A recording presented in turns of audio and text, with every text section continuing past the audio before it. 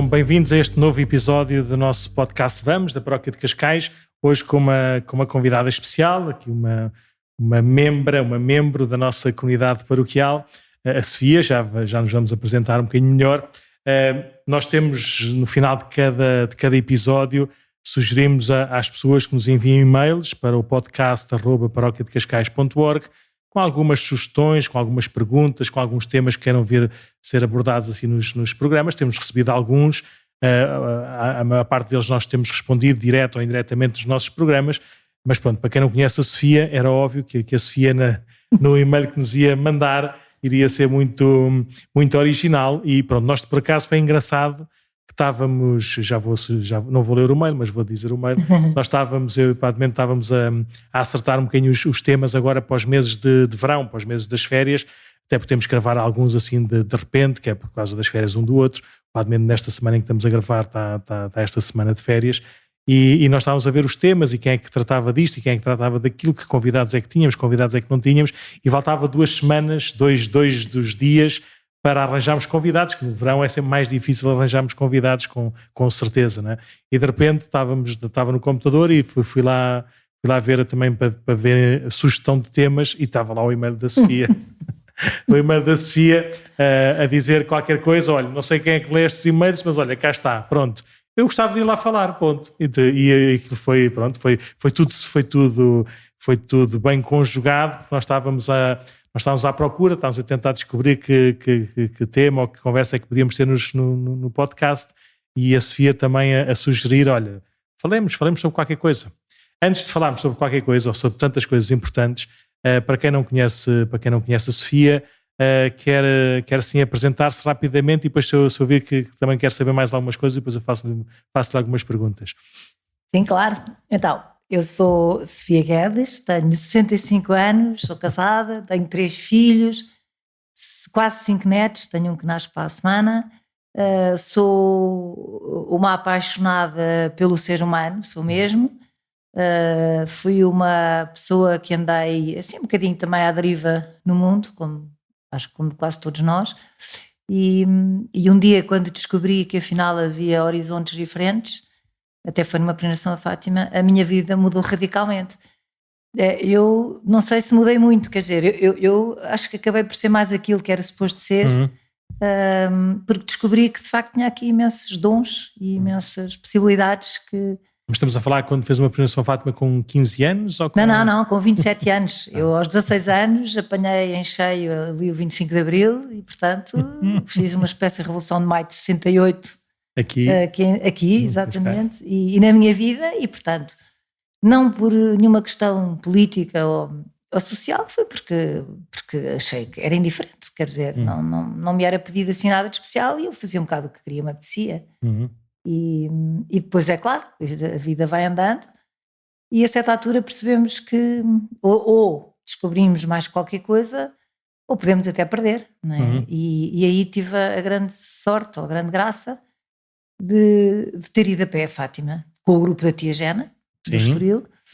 A convite, ou imposta, por assim dizer, empurrada? Não, como é que... de todo. Estou a brincar, mas às vezes as coisas de Deus têm que levar assim um bom Não, puxar. acontece, sim, tem razão.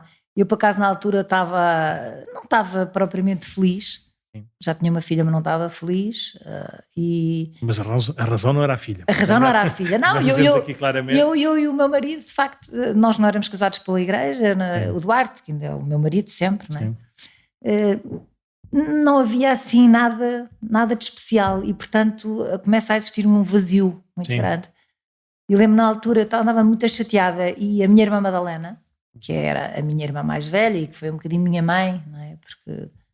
Porque também quando os meus pais se separaram, isto também acaba por ter sempre muita influência nas nossas vidas, ela tomou conta de mim praticamente, embora só tivesse mais 4 anos, e portanto quando ela foi a pé a Fátima disse, eu não quero ficar aqui, quero ir consigo, e ela disse, então vai. Não, ela disse, eu vou, então também posso ir, pode. E foram 7 dias que eu de repente voltei a casa. Bom. Descobri que era amada, descobri o que é rezar, descobri o que é que são pessoas felizes e depois não quis outra coisa, não é? E a minha vida começou a mudar lentamente, não é? Porque Nossa Senhora manifesta-se sempre de uma forma muito muito simples, mas sempre a apontar caminho, não é? E pronto, e olha, eu estou aqui. Bom, então recomeçou com uma peregrinação a Fátima. É sempre um bom sítio ou um bom lugar, ou um bom modo de recomeçar. Recomeçar pela Mãe de Jesus, não é? Porque com ela nós sabemos que vamos diretos também ao coração, à pessoa e à palavra de Nosso Senhor. Por isso que quem como ela aqui na Terra amou Jesus, não é? Amou o seu Filho Jesus. Aliás, agora, já não sei a que propósito, assim, nos últimos tempos ouvi uma expressão muito bonita à conta do Tratado da Verdadeira Devoção à Virgem Santa Maria, uma expressão muito engraçada de um padre ou de um bispo a dizer que rezava a Nossa Senhora para lhe dar a graça de poder ter o mesmo ardor, o mesmo amor, o mesmo que seja, não é? Que ela teve quando ela pegou o seu Filho Jesus nos braços pela primeira vez, a forma também do padre poder pegar na hóstia consagrada em cada Eucaristia com a mesma ardor, com a mesma devoção, com o mesmo amor. Por isso, Nossa Senhora é a mais bela, é a mais completa escola da Igreja, para nós podermos viver bem, feliz, a vida do Evangelho. Bem, depois de Fátima, não é? Depois desta peregrinação, disse muito bem, a mudança foi lenta, passos visíveis, ou etapas assim, daquelas coisas, milestones. É engraçado. Assim, são os marcos dessa história de mudança? A mudança foi radical, quer dizer, foi completamente radical, eu já sabia para onde é que eu queria ir. Foi lenta porque, ao mesmo tempo, para chegarmos a metas, precisamos de ir treinando também tudo, não é? O corpo, a alma. E eu tinha que perceber, bom, se é isto que eu quero, o que é que eu tenho que fazer para chegar mais longe todos os dias. E de facto foi muito bonito, porque foi um processo de conversão, de dor também, porque de repente eu percebi que Jesus estava ali à minha espera, eu não podia comungar na altura, eu não podia confessar-me, não podia fazer nada disso, mas felizmente também tive a sorte e a graça de ter padres, amigos meus que me ajudaram imenso, porque nunca me fazendo desistir, não é? Nem nunca desistir no sentido de, olha, não faz mal, vai comungar na mesma, ou vai confessar-te na mesma, que tu és bestial e és querida e agora estás num processo. Não, foram exigentes e eu agradeço. Todos os dias eu rezo por estes padres e agradeço a exigência, porque percebi que Nosso Senhor salva-nos a todos, uns pela autoestrada, outros pelos carrinhos. Pela vielazinha. E depois este processo todo, que era importante que fosse com o Duarte, não é? Acabámos por casar pela Igreja, passado quase 20 anos, mas foi fabuloso. Sim. Mas aí a dor não foi pela burocracia da Igreja, foi pelo caminho interior. Foi caminho interior, claramente. Já agora, não sei se, assim, falando, às vezes é bom as pessoas que têm essa, às vezes nem sequer nem percebem que é uma possibilidade, ou seja, nem percebem como é que isso pode ser para elas. Vale a pena enverdar por esse caminho? Ou seja, vale a pena nós vivemos em comunhão com Deus.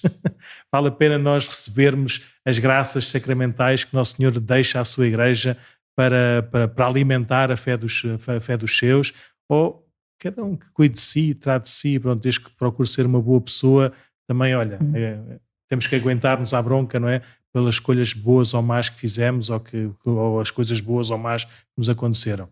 Vale a pena fazer? Eu acho que só vale a pena, porque a partir do momento em que nós percebemos que somos estas criaturas tão amadas por Deus, só faz sentido fazermos caminho com Ele.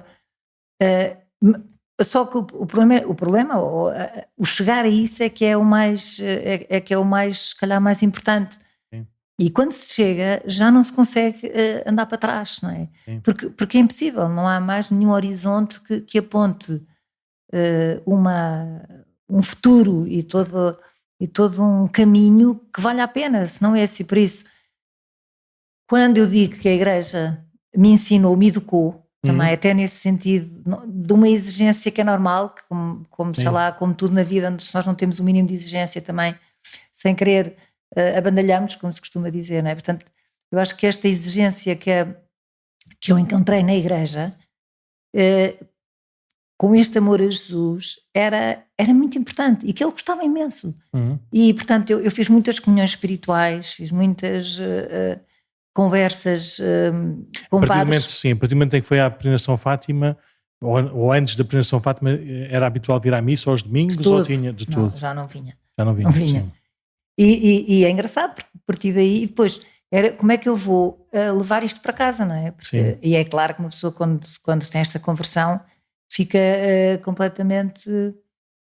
Os filhos tinham que idade na altura? Eu tinha só uma filha. Só filha. Tinha 2 anos. Então ainda não percebia nada. 3 anos. 3 anos. ainda pôde começar a ir à missa habitualmente. Exatamente, mas uma pessoa de repente percebe que isto agora também só faz sentido se for com os outros, porque eu dizia sempre, também disse isso ao meu pai antes de morrer e tudo, pai, eu quero me encontrar com todos no céu, quer dizer, eu quero ir para o céu e tenho que lá estar todos, porque isto não dá para chegar lá sozinho, não é? Uma vez ouvi uma pessoa a dizer que, claro, o diretor espiritual dele ou dela tinha dito, porque a vida estava assim meia desordenada, não era bem desordenada no mau sentido, mas era preciso estruturá-la mais. Aquilo havia muitos altos e baixos, havia muitos avanços e recuos, havia coisas que não se percebiam porque é que estavam a acontecer, né? E o Sr. Padre, que já ia conhecendo bem, dizendo, se calhar é melhor começar pelos alicerces, para lá começando a resolver as coisas desde o princípio, porque se está a construir a sua vida, o seu caminho com alicerces frágeis, depois quanto mais quer crescer, mais vai perceber que aquilo está frágil. E uma das coisas que estava também no princípio, não era o principal, mas era muito fundamental, era também essa questão do casamento e não casamento, sacramento e não sacramento, exatamente, vidas em comum ou nem por isso, e o que isso fazia com que de facto, de uma forma inconsciente ou consciente, ela tivesse afastada, ou ele tivesse mais afastado da comunhão e da comunhão da Igreja. Exatamente. Por isso há de ser um tema, se calhar, que a gente falará de uma forma mais canónica ou pastoral, mas também é bom ouvirmos assim em primeira mão. E digo-lhe uma coisa, eu acho que este caminho que é tão bonito, não é? E que também tem, como eu lhe disse, momentos muito duros, mas que são bonitos, que são muito profundos. A gente sente-se completamente abraçada e tocada por Nosso Senhor nas comunhões espirituais e tudo. Que ao princípio não foi fácil em casa, o Duarte não estava a perceber nada do que é que estava a acontecer comigo, mas foi um caminho que até hoje, como o Padre Nuno vê, o Duarte vem todos os dias à missa, quer dizer, e isso porquê? Porque o amor também faz isso, quer dizer, quando nós amamos os outros e quando os outros nos amam, é bom que vejam em nós a nossa relação com o Nosso Senhor, não é? E eu acho que o Duarte reconheceu muito isso e por isso dou muitas graças a Deus, ao fim de 43 anos juntos, que agora estamos aqui, lado a lado, a olhar na mesma direção. Então, pronto. Essa foi assim, se quisermos, a primeira empreitada assim, de uma conversão, e uma conversão que não é apenas pessoal ou individual, não é? Mas como é típico das mulheres, tem que pôr toda a gente para o barulho, não é? É uma das coisas... lá nos Estados Unidos houve uma vez num podcast que eles fizeram uma daqueles inquéritos, aqueles estudos muito típicos lá em cada estado ou em cada universidade. Então chegaram à conclusão num estudo que era quando o pai, quando o homem, quando o marido vai à missa ou é cristão, toda a família é cristã.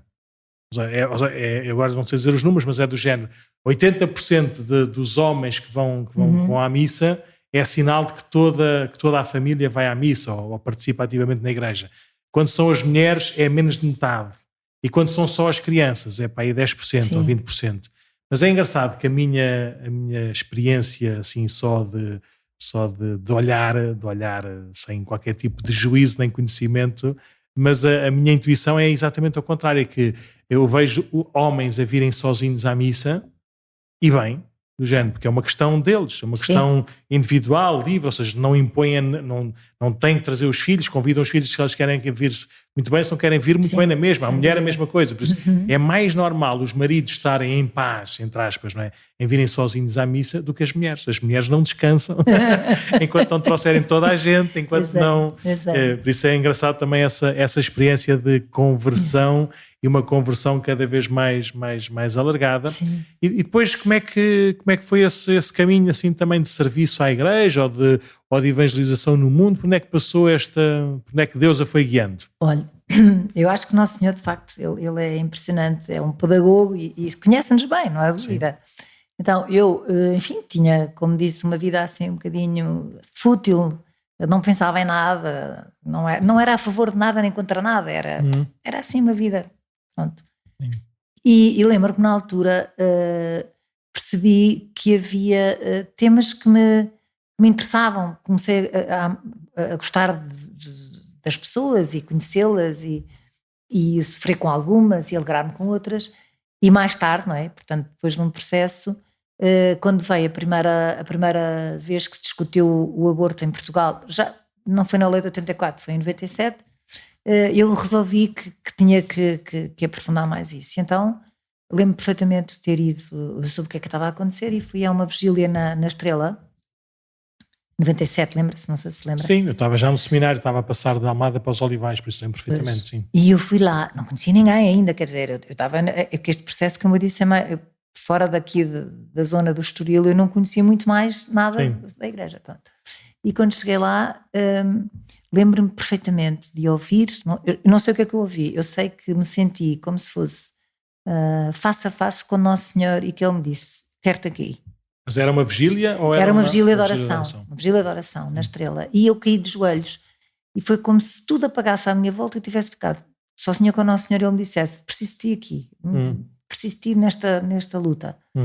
E pronto, acabou a missa, fui ter com aquelas pessoas que lá estavam, disse, olha, eu gostava de trabalhar com vocês, não sei bem em quê, mas pronto.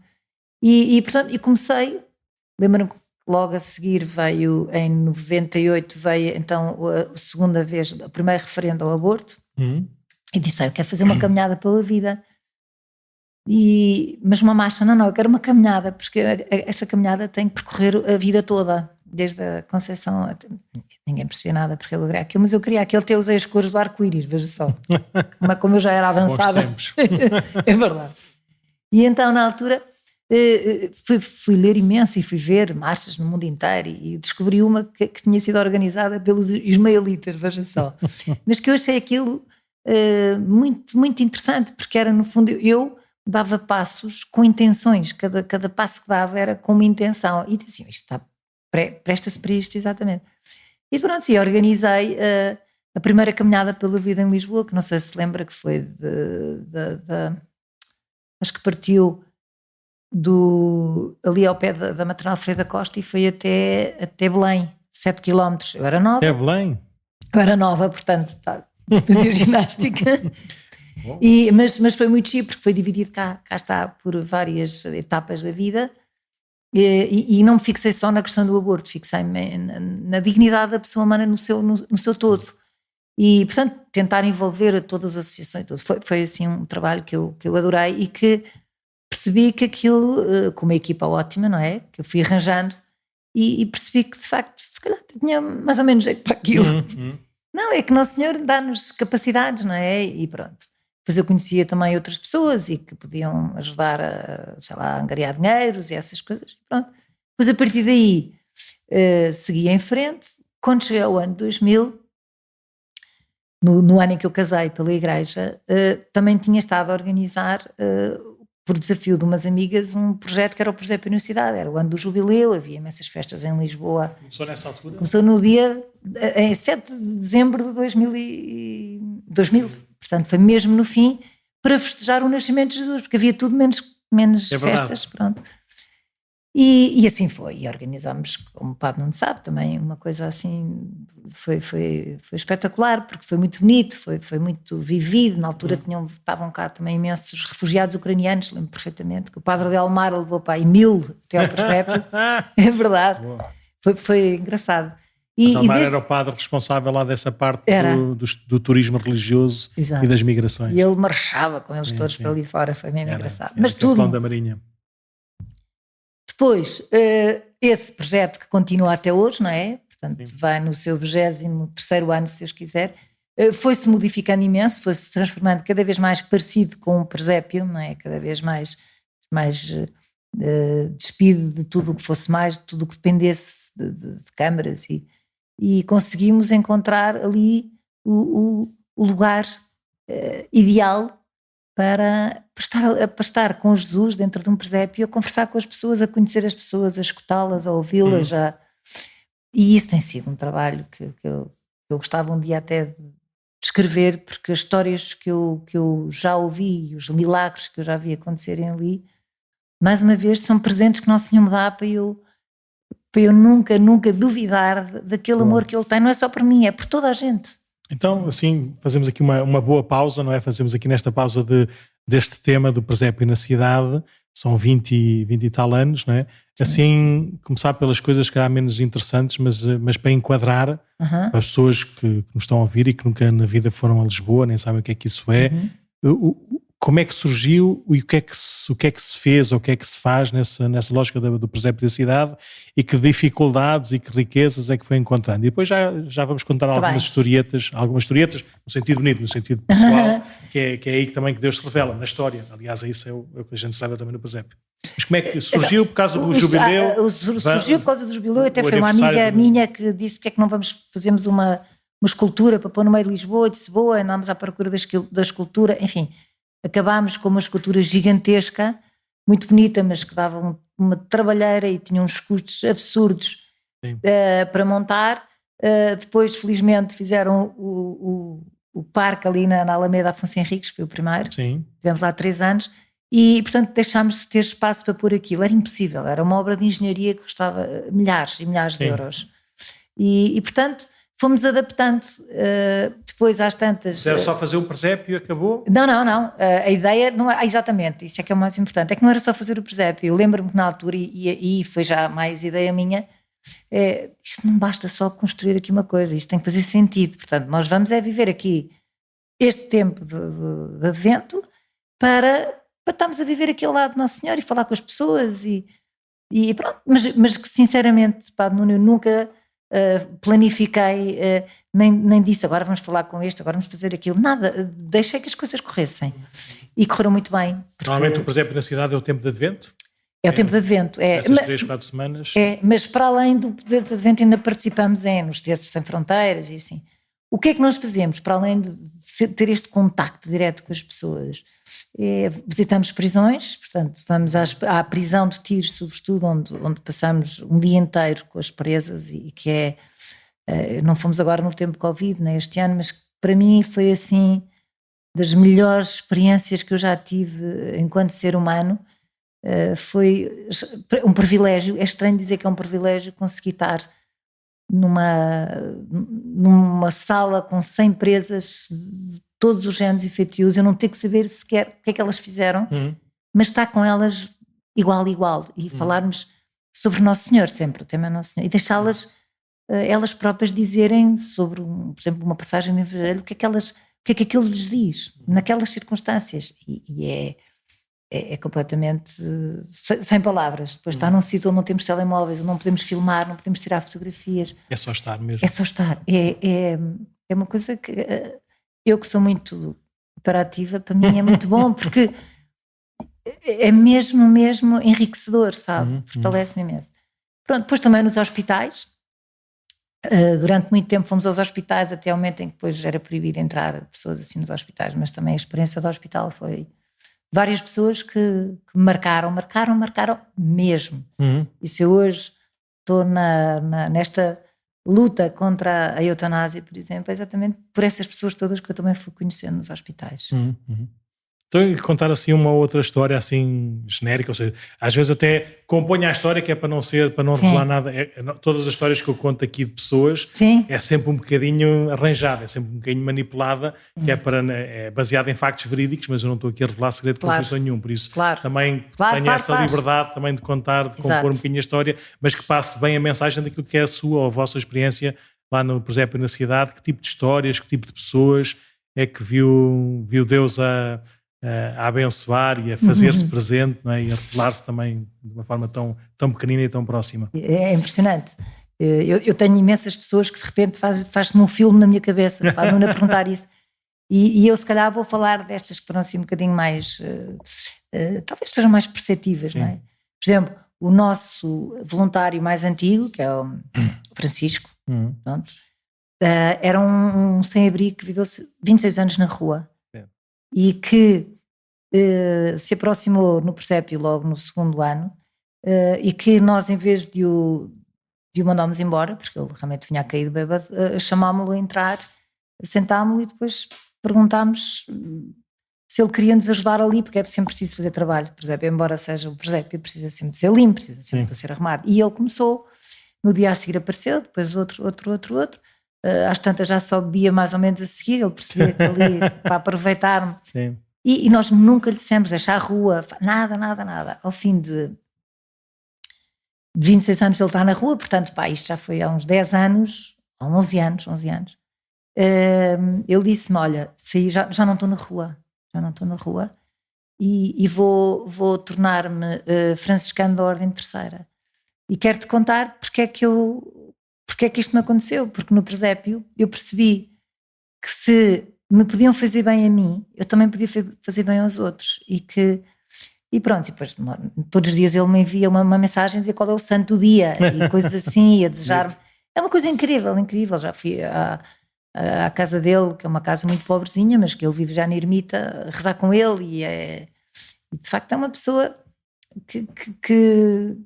que a mãe dele estava doente ao mesmo tempo que a minha, portanto cruzávamos informação, e ele hoje foi cuidar da minha mãe, disse, olha, hoje também fui à minha, e é meu amigo mesmo, eu sei que ele dá a vida por mim, e por todos, não é? Pronto, este é o Francisco ainda hoje vai connosco ao presépio, é um homem erudito, ele sabe imenso, ele estuda imenso, ele reza imenso, com certeza que tem os seus problemas, por exemplo, às vezes eu até quero ajudá-lo, se não me ajudes, porque senão eu vou gastar isto noutras coisas.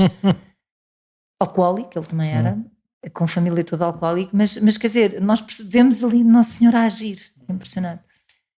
Depois outra também, esta foi no hospital, que esta história eu conto sempre porque eu devo muito a esta pessoa e portanto tenho que contar esta história, que era a Toninha, que viveu 13 anos numa cama de hospital, só ligada a máquinas, a única coisa que ela mexia era a cabeça, nem a cabeça, eram os olhos, tinha uma doença que tinha uma hipersensibilidade, portanto nem sequer aguentava roupa, tinha uma espécie de uma gaiola com um lençol por cima, e pronto, eu um dia fui lá com o presépio, e ela engraçou comigo, uma camisola que eu levava, disse, mostrar umas camisolas muito giras, eu também tinha uma assim há 13 anos e tal, disse, olha, temos bom gosto, as duas, assim, uma conversa quase de chacha, assim.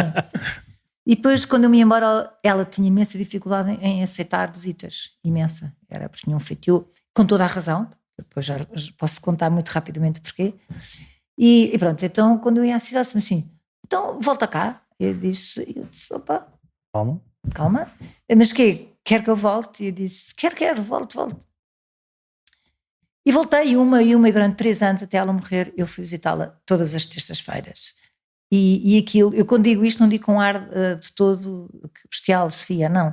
Aquela mulher fez-me perceber o que é ser pessoa, o que é andar, o que é tudo, a sorte que nós temos que não damos valor. E lembro-me até nas férias de eu vir, a propósito, de Vila Nova, fomos visitá-la à terça-feira, porque eu sabia que ela não podia sair dali e eu podia ir ter com ela. E isso fez-me bem, fez-me muito bem, desinstalou-me. E então a Toninha, que um dia se virou para mim e disse-me assim, você vem cá por causa desse homem que está de mãos e pés, morreu de mãos e pés atados, não serviu para nada como eu. E ela era assim. Eu disse, venho, mas se você quiser, se quiser, eu não lhe falo dele. Mas eu venho por causa dele, mas não falo dele. Ai de mim, não quero de todo. Então não falo. Durante 2 anos não falei, de facto. Um dia disse-lhe que ia a pé a Fátima, cá está, e ela disse-me, então leva os meus olhos e conte-me o que é que viu. Pronto. E eu lembro-me que estive tão atenta a escrever tudo e fiz imensas aguarelas, imensas do caminho, tudo, e o que é aquilo. Depois preguei-lhes todas no teto do hospital e contei-lhe, ainda lá tenho um texto, por acaso, de uma coisa que eu escrevi a ela. E pronto, mas ela dizia, que bom, obrigado. Pronto, mas muito chega, acabou, ainda bem, levou os meus olhos, já mostrou tudo. Quando, pouco tempo antes de morrer, pediu-me para eu rezar ao pai dela. Mas que ela não queria rezar, mas que eu rezasse. Eu disse, está bem, porque ela mandava em mim. E eu rezei, e depois até que ela percebeu que estava mesmo a chegar ao fim e disse-me, Sofia, fica comigo quando eu morrer. Eu disse, olha, nós não sabemos o dia nem a hora, quer dizer, eu não posso dormir aqui, tenho que ir a casa, voltar. Eu venho às terças-feiras, agora posso até vir mais vezes, mas nem você nem eu sabemos. E pronto, depois o que é que ela gostava mais? Ela disse que gostava muito de ter o filho, e lá veio o filho, foi lindo, porque ela conseguiu falar com o filho mesmo antes de morrer, mas eu não sabia que ele ia morrer nesse dia. E foi para nunca mais me esqueço, foi para um retiro de Quaresma, e onde nós fechamos os telemóveis. E no sábado santo, quando eu abro o telemóvel, tenho a notícia que a Toninha tinha morrido na sexta-feira santa. E aquilo mexeu comigo imenso. Depois celebrámos a missa dela na segunda-feira a seguir à Páscoa, ali, nunca mais me esqueço, na Estrela. Era só uma enfermeira, um médico, era eu, o filho, e levei um coro. O Estrela era para a Maria Durão. Sim. E aquilo parecia que estávamos no céu. Claro. Estavam no Calvário, pelo menos. Não, porque ali no Calvário já depois da ressurreição, sim. Não é? Porque... Não, mas as figuras também não eram muito mais do que essas. Pois era, então foi impressionante. Sim. E lembro-me perfeitamente, na altura até fiz uns santinhos sobre o que era a ressurreição, transparentes.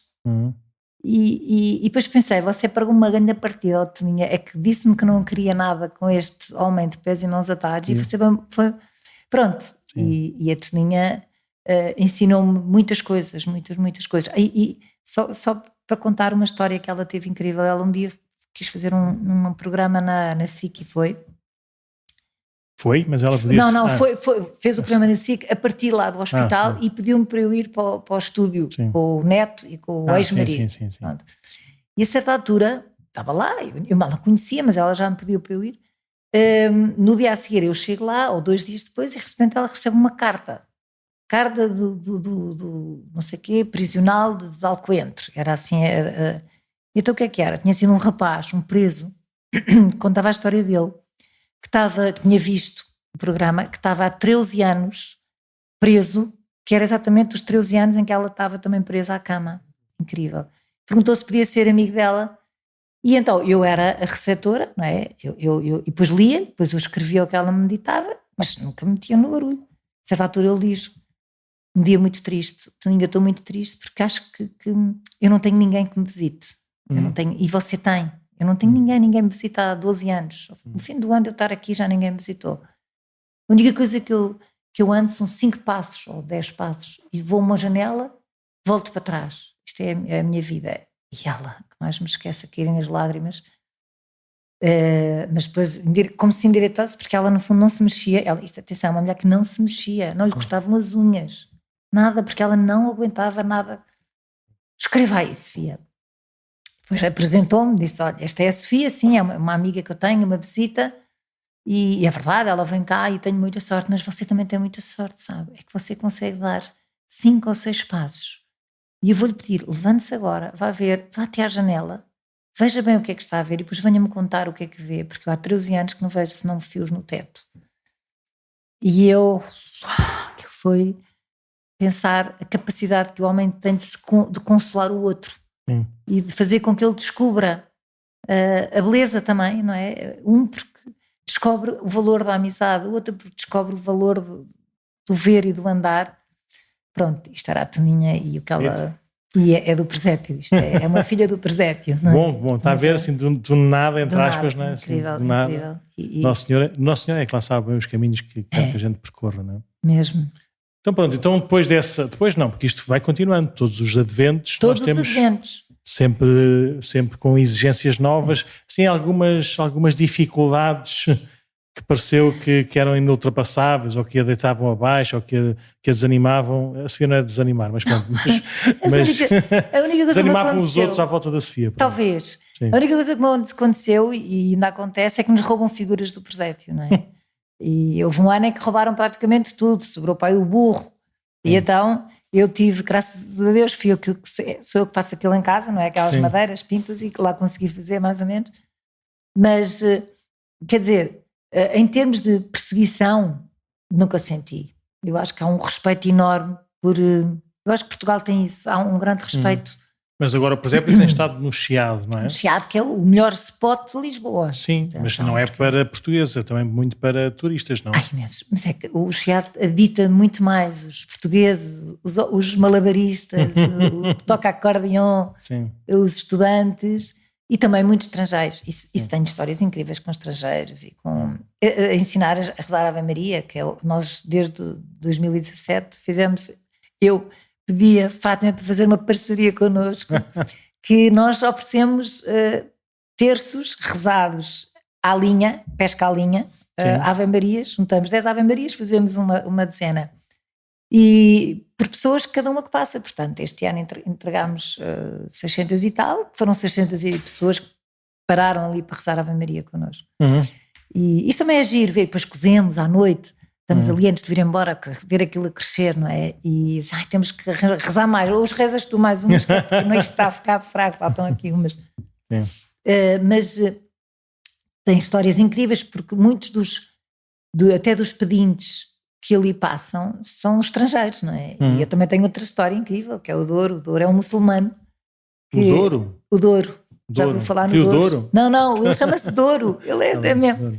Então o Douro passava dias e dias à porta da igreja ali da Basílica dos Mártires a pedir, e ele via-me chegar todos os dias e a arrumar e a pintar e a fazer não sei o quê, e um dia perguntou-se, se aproximou-se, e eu mais uma vez disse, olha, queres entrar para ajudar?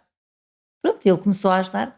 Às tantas, não me posso esquecer desta imagem, os dois sentados, assim num fardo de palha, ao lado de Nossa Senhora, São José e o Menino Jesus, e ele diz assim, eu sou muçulmano. Disse, és muçulmano?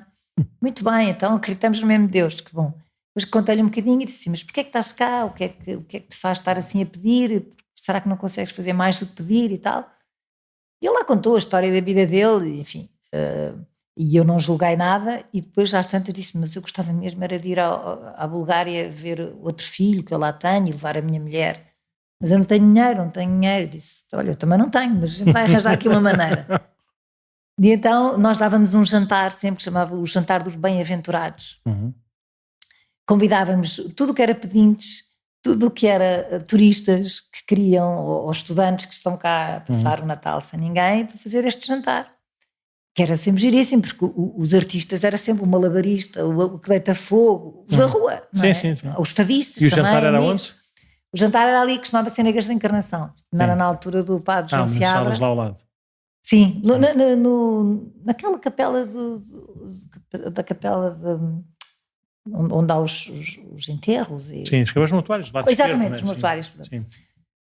E então, que não me esquece, o Douro chegou lá e disse, Douro, a gente vai ter que fazer aqui um peditório, não sei como é que vai ser, mas vamos fazer. E então, com os teus amigos todos da rua, e eles, por acaso é giro, ver muitos destes sem abrigo e tudo, nesses dias vão-se lavar e vêm arranjadinhos e elas vêm penteadinhas e é tudo uma ternura muito grande.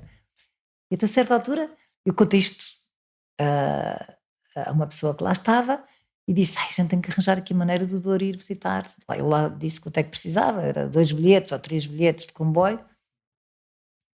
E pronto, então fizemos o anúncio, olha, está aqui o Douro, e o Douro gostava muito de ir visitar a família, portanto eu vou pedir a todos que ajudem a concretizar este sonho de Natal. E pronto, então passámos um saquinho, e depois essa pessoa que viu, que olhou lá para dentro e disse assim, Douro, tens dinheiro para tudo. Foi espetacular. Pronto. É claro que, enfim, e então agarrámos naquilo e por lá conseguimos juntar o dinheiro todo, o que faltava e o que havia, e fomos comprar os bilhetes. Eu não me esqueço de me despedir dele ali em Santa Apolónia e vê-lo partir no comboio e ele a dizer um grande adeus a ele e a nós, pronto. Depois voltou, mas cá está, nós não podemos nunca julgar porque é que ele voltou. Houve alguém que me veio dizer, ele está... Quer lá saber, o Douro ainda bem, anda cá Douro outra vez, olha, pediu-me dinheiro para ir este ano outra vez ao Douro, disse, desculpa lá, agora já não dá, já não, claro. Nós não somos uma agência de viagens e estás aqui o tempo que quiseres, ainda bem que pronto.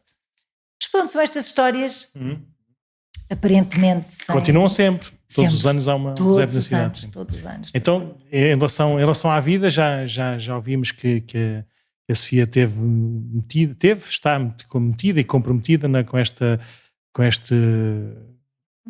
não sei se é um combate, se é uma luta, se é um anúncio, se é o que seja, que é uma vida em que se defende e propõe e se procura ajudar a que ela seja bem vivida, desde o princípio até ao fim.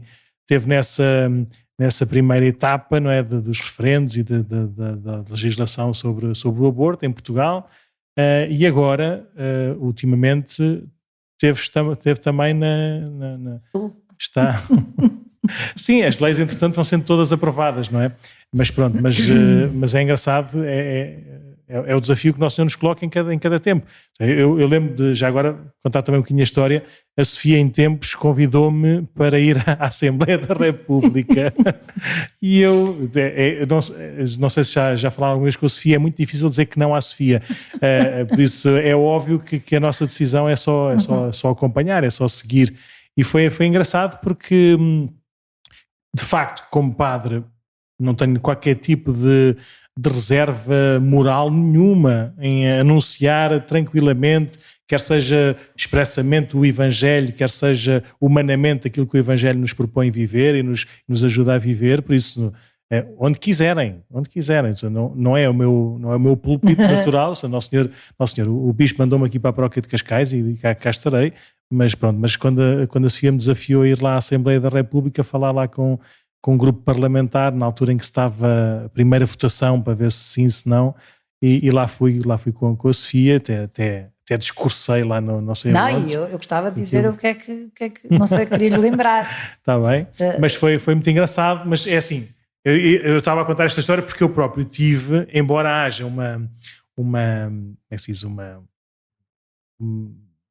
não sei o que é, uma escolha, uma tomada de consciência ou de posição da parte da hierarquia da Igreja, ou seja, daqueles membros mais visivelmente eclesiásticos, não é? De que estes combates, estas lutas devem ser travadas por leigos que podem e devem estar na política, ao contrário dos clérigos que devem se abster de qualquer comentário político ou partidário. E por isso eu queria falar um bocadinho também sobre isso, sobre esse papel que os leigos têm e precisam de continuar a ter, e também um bocadinho o que é que se contam ou não se contam, claro que contam, mas também um bocadinho como é que contam com a presença e com a bênção, com a palavra, com o rosto, com a visibilidade, com o peso, não é? Que o padre ou o bispo pode ter também neste anúncio. Então, eu acho que é muito importante aqui nós fazemos uma diferenciação entre o que é uma vida humana e o que é, por exemplo, votar um referendo à regionalização. Sim. Pronto, e aí acho que de facto ninguém, quer dizer, qualquer pessoa bem formada, enfim, sabe depois ver para onde é que deve ir ou tem as suas escolhas. Em relação à questão da vida, eu penso que é evidente que cabe aos leigos fazerem o trabalho de campo, não é? Irem para a arena ou irem para o meio do mundo. É muito importante que as pessoas sejam bem formadas, e a nossa formação vem dos padres também, não é? Quer dizer, eu tenho que perceber que a Igreja, de facto, em relação àquilo, é muito clara, é mesmo muito clara, e essa clareza não quer dizer que esteja a condenar seja quem for, é clara, não é? Aquele o caminho da verdade, o caminho da vida. Penso muitas vezes nisto. A Igreja, pelo que eu percebi, faz tudo menos condenar, aliás. Claro, exato. Basta ver depois sim. Mas que precisamos de formação, ou seja, é bom que também não se calem, que nos ajudem e que nos ajudem a pensar porquê. Quer dizer, temos que ter razões naturais e sobrenaturais, porque, não é, se eu não estou errada, o sobrenatural vem só confirmar tudo o que é natural, ou o natural confirma o que é sobrenatural. Porque isso é preciso haver formação, quer dizer, eu não posso só dizer, eu sou contra o aborto, sou católica. Não, eu sou contra o aborto. É evidente que o catolicismo ajuda-me a perceber porque é que eu sou contra, não é? O que é que está em causa. E isso é muito importante. Em relação, concretamente, a esta ida do Padre Nuno e de outros padres que nos fazem falta muitas vezes, é apresentar e olharmos todos para o ser humano nas suas vertentes integrais todas, ou seja, social, clínica, espiritual, económica, sei lá, tudo aquilo que social, nos envolve, exatamente. Com os outros, sim. E o Padre Nuno foi, como também, porque acreditamos mesmo que este é o caminho, não é? Mas eu também já fartei-me de ir com o Khalid Jamal, que é um grande amigo meu, que é muçulmano, e exatamente a pensarmos da mesma forma, não é? Porque a vida está acima de qualquer lei, a vida está acima de tudo, é anterior à lei, a lei existe por causa. E portanto, levarmos alguém que de repente toca numa dimensão que é pouco falada, derrete as pessoas. E eu não me esqueço do Padre Nuno, quando foi muito engraçado, porque nós levávamos uma médica ou 2 médicas, levávamos uma socióloga, levávamos nós. Um advogado, pai. Advogado, sim, aquilo tudo era Depois assim. um padre. E o padre. Falámos todos, cada um disse umas coisas assim mais Sim. 2 minutos. exatamente, e às tantas o Padre Nuno fala e diz uma coisa tão maravilhosa como isto, diz assim, eu estou aqui, sou padre, portanto a minha vida é dedicada aos outros e a ouvir os outros, tenho na minha paróquia muitas pessoas, atendo muitas pessoas que estão doentes, pessoas mais velhas e não só doentes, e sei que essas pessoas, ouvindo tudo isto, podem estar com medo, não é? Quer dizer, e das duas uma, só temos 2 hipóteses, que é ou amamos ou matamos. Nunca mais me esqueço disto. Mas disse com este seu ar assim tão querido e tão verdadeiro, não é? E eu lembro-me que os deputados começaram a chorar, não sei se começaram a chorar, literalmente a chorar. E a seguir, ou não sei se ainda foi durante, o presidente da bancada parlamentar disse assim, por acaso até era do PSD, disse... eu já nem consigo repetir o que disse. Eu sei que o que disse é fundamental ser ouvido aqui mais vezes. Sim, mas o comentário foi diferente, porque eu falei, depois basicamente não disse tudo aquilo, ou não disse exatamente aquilo que tinha preparado para dizer. Saiu-me, pronto, e disse, mas como tínhamos ali 1 minuto para falar, saiu aquilo e calei-me. Foi espetacular. E depois, de repente, lá ele, assim, de facto, assim, mais comovido, na altura não percebi isso, ele disse... que estranho, nunca pensei ouvir uma coisa destas, mas eu estava a ouvir aquilo do género, o que é que estás aqui a fazer? Vai lá para a tua igreja pregares, porque aqui não interessa ouvir essas palavras. Mas depois foi muito bonito ele a dar-lhe a volta a dizer, nunca pensei ouvir umas coisas destas nestas bancadas ou nestes corredores, e faz-nos falta ouvir mais vezes isso. Então se quiser eu posso vir para aqui todos os dias. Não, mas isso, foi tão bonito, porque isso mais uma vez prova de que estamos todos ligados, não é? E nós precisamos ser também mais livres e ligeiros ligeiros no bom sentido. Sem respeitos humanos. Sim. Sem respeitos humanos, que eu acho que é o grande drama nosso hoje em dia, é os respeitos humanos, não é? Calamos-nos. Eu acho que já também passei os 40, não é? Não sei se é aos 40 que dá isto ou não, se é aos 60, não faz a mínima ideia, mas há uma altura em que a gente já está noutra, no bom sentido. E por isso, diante de algumas coisas, nós já não vamos atrás. Ou seja, como? Desculpem. E às vezes é muito engraçado desconstruir lógicas, não é? Desconstruir paradigmas, não é? Desconstruir a última, agora parece que não tem nada a ver, mas tem, que é quando as pessoas se apresentam como ateias para falar sobre questões da vida. Pois. E a nossa resposta é dizer, tu estás muito menos fundamentado do que eu. Tu não tens razão nenhuma, a não ser a tua opinião, que é indiferente, é igual a 10 bilhões ou 5 bilhões de opiniões, por isso está caladinho. Sim, tu deves estar caladinho. Se tu não tens razão nenhuma para falar, aplicarem lá o rótulo de sou ateu, por isso posso falar com liberdade. Sou ateu, por isso a minha palavra tem muito mais peso, porque não tem ligações a nada, nem a ninguém. Sou ateu porque... faz-me uma confusão. Mas o mais incrível é que a minha experiência e a nossa experiência lá agora com o Stop Eutanásia, é que estamos a criar agora um movimento que eu acho que é muito mais bonito, que chama-se Humanizar Portugal. É mais bonito. E é muito bonito. Tem sido incrível. Então agora depois do Covid, durante o Covid foi difícil, mesmo assim ainda conseguimos falar com um ou outro deputado, voltámos a entrar naquela casa, que já somos muito bem recebidos pelo Sr. Gouveia, que é o porteiro, a senhora das limpezas, os chefes, vários chefes dos gabinetes, os assessores, é muito engraçado. E, por exemplo, uma das coisas que nós nos apercebemos, e porque é que somos tão bem recebidos, queridos nesse sentido, porque nós não vamos ali para julgar ninguém, nós vamos tentar que as pessoas pensem com a razão e obviamente com o coração. E se deixarmos que aquela pessoa fale, não é? Que diga tudo a cassete que tem, porque tem uma data, continua com uma data de cassete. Nós tivemos agora um debate há pouco tempo com um do Bloco de Esquerda, exatamente quando se falou, até foi uma intervenção do público, era uma professora de estudos políticos, que ela falava muito sobre a questão de Deus também. Ela própria, que tinha dúvidas, mas falou sobre a questão de Deus, arrumou completamente à parede, porque ele perdeu aquele disco que ele tinha gravado, aquilo começou a ficar arranhado, sim. arriscado. Portanto, há que ousar falar. Mas para falarmos, por isso é que voltamos outra vez à formação que precisamos de ter com os padres, em termos de doutrina da Igreja, não é? E de catequese, mas também muito desta parte trabalharmos mais interiormente, para além das coisas de Deus, como é que Deus se aplica no dia-a-dia. Porque só assim é que nós vamos conseguindo, fazendo com que as pessoas comecem a pensar. Padre Nuno, eu vejo aí cada coisa que às vezes me impressiona, que pessoas que se dizem católicas e que fazem coisas que são absolutamente, que eu não percebo depois como é que isto continua tudo igual assim. Sim.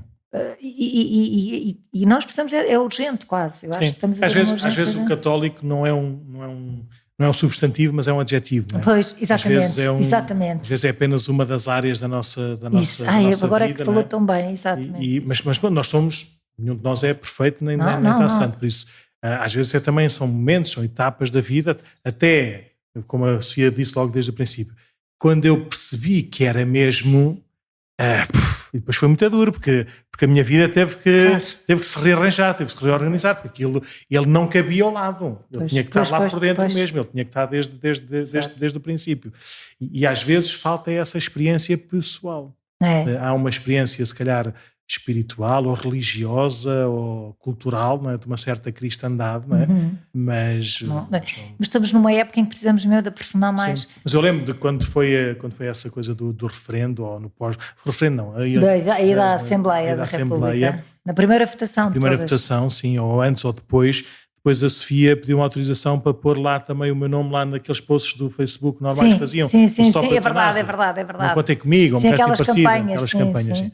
Eu, como qualquer pessoa que vá ao Facebook ou ao Instagram, vê lá o meu nome, mas nunca vi lá uma palavra minha escrita, ou seja, não percebo nada daquilo, ainda é uma linguagem que eu não entendo bem, mas pronto, mas à vontade, mas de vez em quando aparecem essas coisas. Então lá estava uma fotografia que tiraram também lá das fotografias do Facebook, puseram lá a coisa toda, e foi engraçado, porque os únicos comentários que estavam lá escritos, pelo menos que eu vi logo no princípio, foram pessoas a dizer: o senhor padre não se deve meter nestas coisas.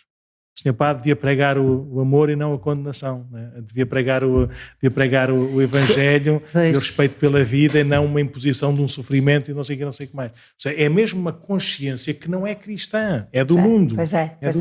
Há um livro, que já falámos aqui nos episódios do podcast, que é um livro que teve como base a visita do Papa Bento XVI à Inglaterra, quando ele depois de vir cá a Portugal, depois foi à Inglaterra canonizar ou beatificar o Cardeal Newman, e o ambiente em Inglaterra em relação ao Papa não estava muito, muito saudável, por causa já das questões da pedofilia e lá do Banco do Vaticano. As relações também, o papado com a Igreja Anglicana também nunca foram boas, né? Então lá alguns católicos em Inglaterra criaram como é que se diz? Um movimento dos Catholic Voices, as vozes, sei muito bem. As vozes católicas, sim.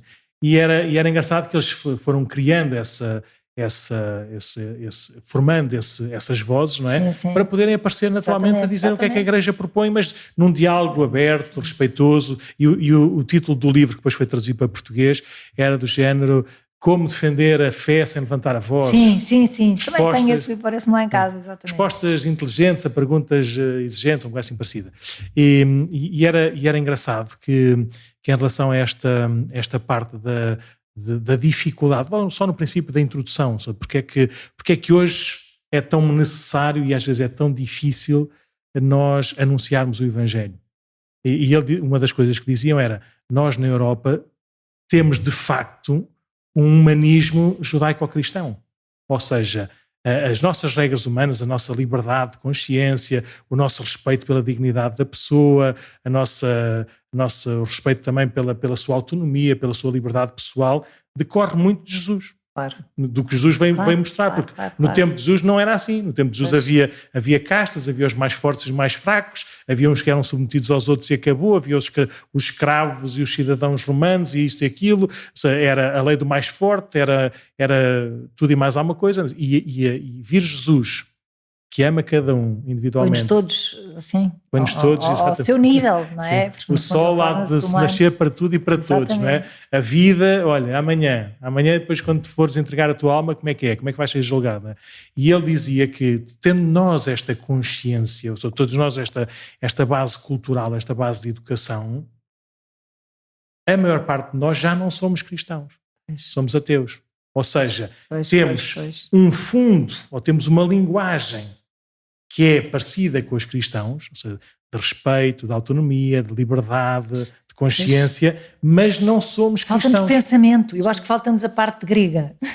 Um bocadinho, o Areópago, falta-nos o Areópago, que é o sítio onde nós podemos falar. Sim. Mas antigamente nós falávamos muito pela vida, ou seja, havia uns que não respeitavam e que matavam e que viviam egoisticamente e aquilo não era bom para ninguém, e depois havia outros, como dizia lá o Tertuliano, vede como eles se amam. E a vida mostrava a verdade do Evangelho. Hoje, pelo menos exteriormente, ou pelo menos em termos filosóficos, né, em termos de conceitos, hoje é mais ou menos a mesma coisa. Por isso é que se fala tanto do humanismo. Mas que humanismo, não é? O homem descobre-se onde? Descobre-se em tudo. É verdade. À luz isso, de que mistério. Eu acho que isso é uma questão, Nuno, muito gira para se começar a fazermos uns brainstorming, a pensar como é que... Sério, é uma coisa que a gente conversa sobre isto? Como é que se fala disto? Mas para isso temos de ter muita boa formação no sentido antropológico também. É preciso perceber quem somos nós, de facto, quem é o homem. Sim. O que é que o homem anda aqui a fazer? Quer dizer, já não falo em termos tão na parte sobrenatural, é na parte de ser humano que faz parte desta criação inteira, não é? Sim. Qual é o seu papel? O que é que nos distingue? Isto é o que eu dou nas minhas aulas de ética, não é? Hoje em dia é esta parte da ecologia humana. Ecologia integral, não é? Que é assim, ecologia integral, que assim é um nome também, agora calha ali na mente. Mas é isso, portanto, isso eu sinto imenso. Nós precisamos de muita formação antropológica e não só perceber.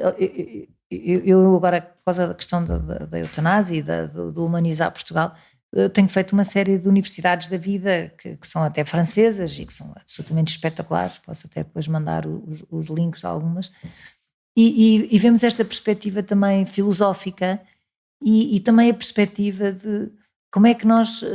Um dos temas era a inteligência artificial, por exemplo, não é? Será que é tudo péssimo?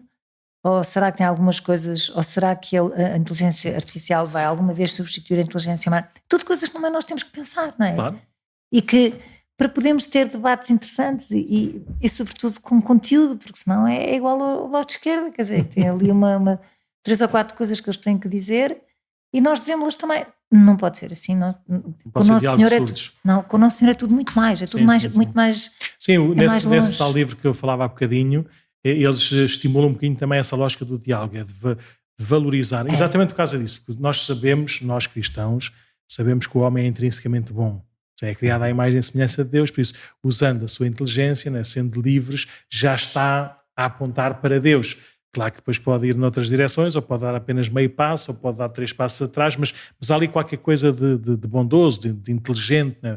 Por isso, saber valorizar o argumento, a pergunta, ou seja, porque é que uma pessoa que defende o aborto está a defender uma coisa... não o aborto propriamente dito, mas uma realidade qualquer que leva ao aborto, que na sua cabeça é boa, ou seja, está a defender um bem. Pois. E nós temos que saber reconhecer que tipo de bem é esse que na sua... Para poder ir depois... Para poder dizer, calma aí, isso é um bem, mas é um bem completo, ou um bem que traz muitos males ao lado, ou esse bem também está garantido se for pelo outro lado. Por isso temos que ter diálogo, temos que saber conversar. E ter... Uma coisa que a mim me parece importante, que eu também tenho aprendido, não é? Que a gente aqui também não sabe nada, está sempre a aprender. É perceber que eu tenho alguma coisa em comum com aquela pessoa, até que defende isso. Eu tenho alguma coisa em comum com ela. E ela tem desejo de bem, se calhar, também, não é? Ela pensa nisso, porque, coitada, está cheio de pena daquela mulher. Claro. Ok. O que é que nos diverge também? E aí entram essas questões todas, não é? E essas questões são aquelas que têm que nos ajudar os outros e a nós a pensarmos também, porque se eu não perceber o que é que vai na cabeça dessas, ainda hoje estava a ouvir aquelas notícias dos miúdos que foram proibidos de ir às aulas, e bem, da cidadania, porque eu também tenho um neto que passou por um grande drama numa aula dessas, não é? Horrível, ao ponto de termos que tirar da escola, e a discussão é que eu estava a ouvir hoje nas redes sociais, depois eu meti-me também, ok, mas eles são obrigados a ir às aulas, portanto têm que ir às aulas. Espera aí. Como é que uma pessoa pode ser obrigada a fazer uma coisa que é contra ela? Sim. Quer dizer, que é contra ela e contra tudo, pode estragar inclusivamente todo o seu, a sua liberdade, toda a sua pureza, tudo. Pode-se obrigar. Não se pode obrigar, não é? Pronto. Aliás, eles estão a exercer a sua cidadania. Eles estão a ter aulas práticas de cidadania. Claro, não, mas isto é igual àquele livro de George Orwell, não é? 1984, que eu estava a dizer, leiam isto, sim. É tudo ao contrário, portanto, é para percebermos bem. Mas faz-me confusão ser uma família. Nós temos milhares de famílias em Portugal, ou milhões de famílias. Mas esta é aquela que se mexeu. É uma. Sim, é uma. Mas estavam a ser 10 ou 20. Não, mas vai haver, vai aparecer, vai ver. O Sr. Patriarca, o Dom José Policarpo, uma vez, também acho que era perto lá do ano 2000. Se não era 2000, andava perto dos 2000 e picos. E estávamos num encontro, já não sei a que propósito, num encontro grande assim em Lisboa, e o Sr. Patriarca tinha rasgos assim de genialidade e de bondade. Então eu nunca me esqueço desta expressão. Quer dizer, Jesus escolheu 12 homens e mudou o mundo. Eu preciso de 12 famílias. Dê-me 12 famílias santas que nós mudamos a igreja em Lisboa. E é um bocadinho isso. Se nós precisávamos também de famílias neste todo, né? Em tudo, né? Tanto nesta São quase vida... famílias mártires, quer dizer, é preciso perceber que uma pessoa que se mete nisso arrisca-se a muita coisa, não é? Como eles também. Mas já estão a nascer aí coisas muito boas que eu acho que vão dar a volta. Agora é preciso esta coragem de nós depois também de sermos, arriscarmos, pronto, vale a pena, quer dizer, mas cá está, para isso temos que estar muito bem informados interiormente, não é? Sofia, já passámos a nossa hora. Meu Deus. Mas eu gostava só mesmo para terminar, a Sofia há 2 ou 3 dias, ou 4 ou 5 dias, escreveu um post lá no Facebook um bocadinho a recordar este seu último ano. Foi. Há um ano atrás, mais coisa, menos coisa. Não sei se escreveu nas redes sociais, por isso é público, quem quiser pode ir ver. Mas há um ano atrás a Sofia teve um acidente semi-parvo e muito grave, não é? E que mais uma vez também foi vivido por si como um tempo de graça, um tempo de aprendizagem. Por isso quer terminar, sem pressas, mas quer terminar falando um bocadinho sobre essa perspectiva, claro, sobre essa experiência humana e como também a foi ajudando também a dar não é um tom novo, mas a fazer ainda mais nítida todas essas experiências que já foi tendo neste caminho com o Nosso Senhor e como hoje também está ainda mais serena, forte, alegre e empenhada neste caminho de missão da Igreja.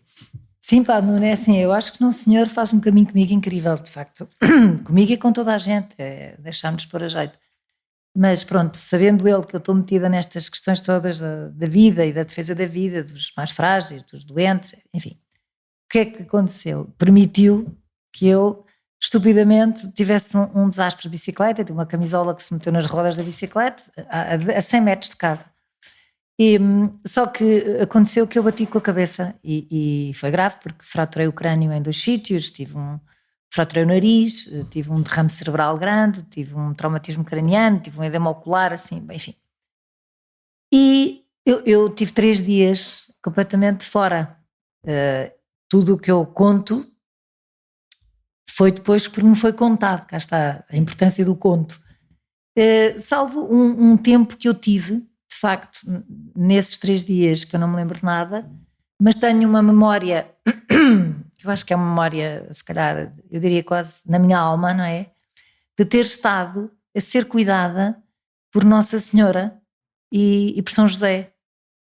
As pessoas perguntam, mas viste mesmo a cara de Nossa Senhora? Eu disse, eu não vi a cara de Nossa Senhora, eu vi a presença dela num sentido geral, muito ativa, no sentido de dizer assim, eu vou cuidar de ti e de tudo o que está aqui à volta, dos médicos, porque eu ouvia assim uns barulhos, lembro-me de ouvir umas máquinas. E era o ano de São José, e nós rezávamos, eu e o Eduardo, todos os dias a São José, aquela oração, e eu lembro-me dela dizer a São José, e ele muito obediente, ficas aqui e não deixes que nenhum mal aconteça à Sofia. Mas é engraçado como é que... Pronto, mas cuidado que o São José é o padroeiro da boa morte, por isso mas ela contou e tal, entretanto, mas é bom que assim, quando eu morrer mesmo, já sei que ele vai estar ali, não é? A sensação foi que Jesus abriu a porta, não foi ele com quem eu estive, mas ele abriu a porta e disse, cuida, e pronto, porque ele está cá. Eu depois percebi, tive 1 mês e meio até poder pensar, mas então porquê é que eu não vi Jesus? Porque Jesus está no sacrário, está ali, ele habita ali connosco, está ali tão presente. Bom. E entretanto, acordei, não é? A sensação no hospital foi de que eu estava... era uma coisa estranha, eu estava dobrada, tudo se passava dentro de mim com Deus, Nosso Senhor, é mesmo dentro, e cá fora ouvia os tais barulhos, não é? Depois aconteceu uma coisa muito, muito, muito bonita, foi que a primeira pessoa que eu vi quando abri os olhos foi um padre que foi lá para me confessar, se eu quisesse, para me dar unção dos doentes, no meio de furou aquilo tudo, e eu pensei assim, realmente, caramba, mas uma pessoa não merece nada disto, não é? Nada, mas se isto eu estou a viver isto é porque ele, pronto, por alguma razão precisa de mim, não sei. E depois, em casa, além de ter sido super bem tratada pelos meus filhos, pelas minhas filhas, sobretudo, pelo Duarte e pelo Francisco, que não largou o Duarte, meu filho, e aquela sensação de eu me deixar cuidar, nunca pus travões a dizer, não façam, não quero, eu sei fazer, não, eu disse, vocês é que sabem tudo, eu não sei nada. Deu-me também a sensação de quero ser cuidado no hospital ou quando alguém, da beleza do cuidar, não é? E como nós podemos ajudar os outros a cuidarem bem. E nós precisamos de uma sociedade que nos deixe cuidar. E pronto, depois o milagre, não é? Que aquilo começou a regredir e eu fiquei sem sequelas nenhumas. Eu hoje em dia não tenho nem uma dor de cabeça, nem nada, para já não tenho nada. E acho que isso é mesmo graças a Deus, quer dizer, é para eu todos os dias agradecer, cá está, e nunca desistir, ao mesmo tempo com esta experiência do que eu sei o que é que foi estar um bocadinho do lado do doente, do que é ter dores, porque apesar de tudo tive dores, não é? Os primeiros dias, e depois do ser cuidado, a beleza do cuidado é das coisas mais bonitas e é uma graça, não é? E deixem-nos cuidar. Lembro agora também, não sei se já contei esta história assim publicamente ou não, mas uma vez quando fui visitar o Padre Ricardo, ali estava no Hospital de São José, e pronto, eu valia-me também da qualidade de padre para poder ir a uma hora qualquer, a gente pode entrar quando quiser. Então foi um dia que estava lá só eu e os pais, uma hora que só estávamos lá os três, e estávamos lá na conversa, o Padre Ricardo estava emocionalmente bem disposto, todo animado, estávamos a falar um bocadinho sobre o Sporting, ou qualquer coisa do género, que acho que tinha ido lá um jogador do Sporting dele uns dias antes, e pronto, estávamos lá na conversa, eu com o pai, e de repente o padre Ricardo pede tranquilamente se podiam ajudar a pô-lo de pé, já estava cansado, está sempre deitado, e estava sol, estava um bom tempo, então foi muito engraçado, que eu sou relativamente grande, não é? Por isso aquilo, pegar no Padre Ricardo era relativamente fácil. Então lá pegámos os dois, eu e o pai, um de cada lado, depois brincámos, porque ele estava assim nas escadinhas lá da cama, então parecia o crucifixo também, parecia o Calvário, então eu e o pai estávamos a gozar quem é que era o bom ladrão e o mau ladrão e coisas parecidas, por isso foi muito, foi simples, foi natural, foi familiar esse momento, mas depois quando eu saí de lá, naquela visita, o forte que foi para mim, ou seja, o forte de emocional, de espiritual, de amizade, de repente poder abraçá-lo, não é? Poder ampará-lo, poder cuidar. É um privilégio. É um privilégio. Eu nunca mais me esqueci dessa verdade, como faz bem cuidarmos. E eu às vezes já tenho dito a algumas pessoas que estão em momentos de sofrimento, a dizer, não tire essa graça aos seus. Sim. Não tire essa graça aos seus. Se fosse o seu marido, se fosse o seu filho a sofrer, não fazia tudo. Claro. E achava que isso era um peso. Claro que não. Não, tem que se deixar. Eu vejo com o meu irmão, que está com 90% de capacidade, e eu ir visitá-lo. Eu também escrevi um post, eu tenho a mania de escrever, eu gosto. E dizia isso, eu perguntava-lhe ao Fernando, tu és feliz ou infeliz? Claramente, assim, na cama dele. Ele disse-me, sou feliz. Ele está com 90% de capacidade. E pronto, estávamos os dois a ver um documentário sobre o Egito, não sei. E às tantas, eu disse ao Fernando, mas o que é ser feliz para ti? Está a ver, uma pessoa que está... E ele olhou assim para mim, com um silêncio profundo, riu e voltou para a coisa.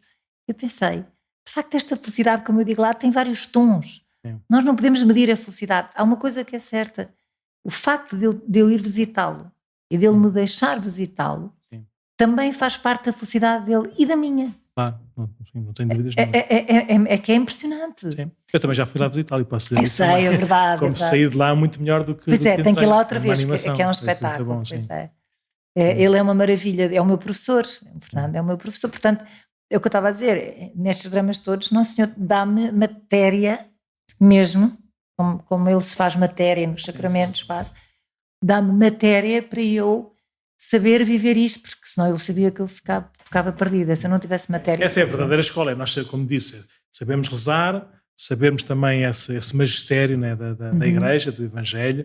Nosso Senhor já se deu totalmente a conhecer, por isso é só descobri-lo, não é só tirar as camadas para ir cada vez mais aprofundadamente, mas também, acima de tudo, nós podemos fazer a experiência para, como diziam de Jesus, mas quem é que é este que fala com esta autoridade, não é?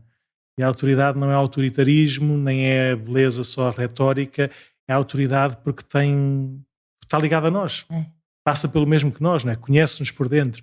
E por isso, quando nós fazemos essa experiência, por isso é que o sacerdote também é pecador e encartado, porque sabe o que experimenta por dentro, não é? E por isso sabe também sugerir ou propor um caminho de vida, um caminho de liberdade para os seus irmãos. Um padre também é aquele que vive essa beleza, não é? Do cuidado, de ser cuidado e de cuidar dos outros.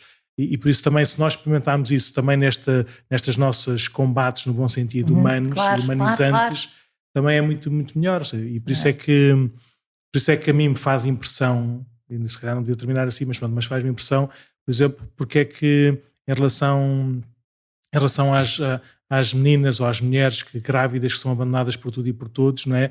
Cometendo ou não cometendo o aborto, quem as recebe é sempre, sem exceção nenhuma, a Igreja. Pois é, ponto. Pois é. É? Como em tudo, não é? Como em tudo. E faz-me impressão e pronto, e se calhar é mesmo assim para ser assim, não é? Como é que nós ainda não sabemos dizer, não é? Com o coração nas mãos, não é? E com caridade, com quem de facto deseja o bem, está sempre ao lado de esta bonita verdade, não é? Que a vida vence sempre, que a vida vale a pena. Vale a pena ser vivida e estamos cá uns para os outros, não é? Não, e as feridas com que ficamos, que eu acho que é a minha experiência de pecadora também, não é? Às vezes há feridas que ficam mais marcadas. E uma vez um padre disse que me custava às vezes esquecer algumas coisas, não é? E ele disse-me assim, não faz mal, porque isso é uma cicatriz que prova como Deus estava depois presente lá para curá-la. E a cicatriz é sempre uma parte que fica mais forte. Ali já não rasga mais, não é? E isso faz... esta é a beleza também desta nossa liberdade também, e de sermos seres humanos tão amados, quer dizer, que até ao último momento temos esta possibilidade de curar. Boa, Sofia.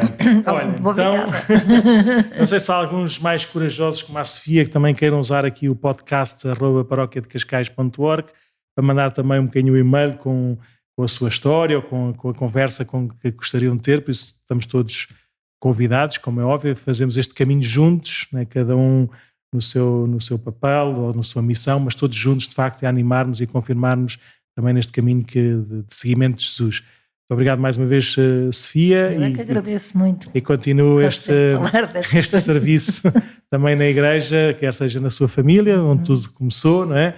Família que Nosso Senhor lhe deu e a família que foi também depois construindo com o Duarte e com os seus filhos e netos.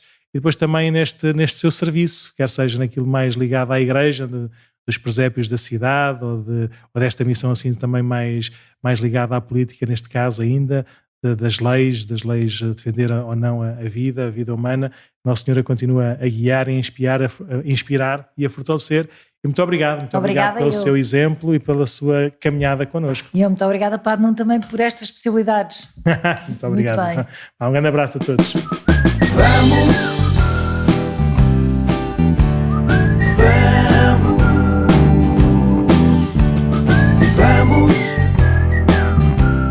Vamos